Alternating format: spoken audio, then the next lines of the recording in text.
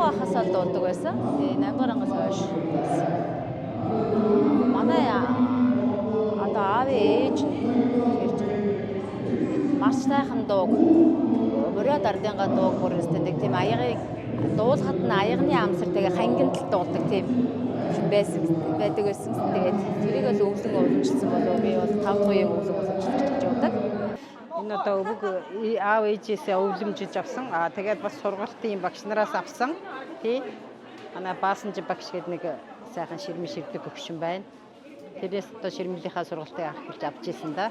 Би бол одоо маш гоё тэгээд бас нөгөө өв соёлоо одоо сурталчлах тий одоо энэ ч одоо манайд ч аялал жуулчлал өгч байгаа шүү дээ. Аялал жуулчлал одоо гадаад одоо жуулчдад одоо сурталчлах бас нэг хэлбэр юм болов уу гэж би бас харж байгаа шүү дээ. За энэ сайхан өдөр энэ дүүргээс өвлөн залгамжлах энэ бит бус өвлөн залгамжлах хүмүүсийг сурталж аваад их баяртай байна. Энд бит бус өвлөн залгамжлах оролцож байгаадаа баярлалаа. Энэ одоо яг ийм үзэгдлүүдээ явуулж байгаа нь сайхан байна. Тий.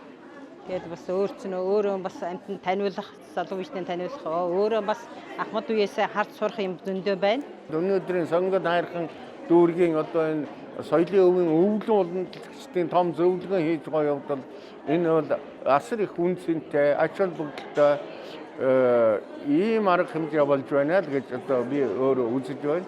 ЮНЕСКО ч одоо тэгж үзэж байгаа. Ер нь өвлөн уламжлагчтайгаа л ажил. Тэрнийгээ дэмж, шагнал, урамшуул, тийм үү? Хүнд итэг гэж л ингээд тэгээд одоо ийм өвийг дийн өвлөн текстээр сургууль бүр дээр аваачаад одоо хүүхдүүдэд таниул, эзэмшүүл тийм ээ гэсэн ийм л юм хэлж байгаа. Тэгээд энэ зөвлөгөө бол өндөр ач холбогдолтой болж байна л гэж үзэж байна. Энэ удирдлагыг зохион байгуулж байгаа дүүргийн удирдлага хамт олондоо энэ бит бус өвлөн залгамжлах энэ байнга сурталчилж тэрийг хөгжөөнд дэмжиж байгаад их баярлалаа гэж хэлмээр байна.